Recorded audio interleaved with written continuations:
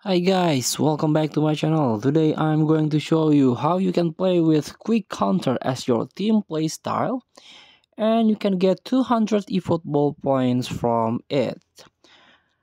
Before we start, I made this video is for beginner new into this game, still confusing how you can challenge the event, how you can complete the missions so you can get ton of reward from this game.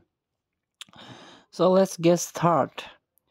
Tap your game plan first and tap the manager picture and tap the team playstyle here.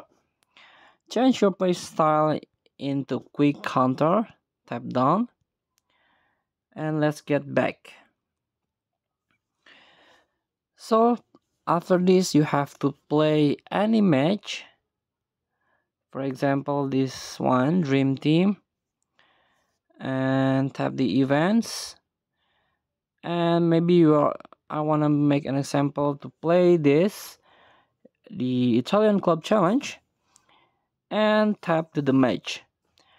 After you play the match, you win the match, please go to the missions and the objectives and career objectives, and this one you can get 200 eFootball points with quick counter as a team play style.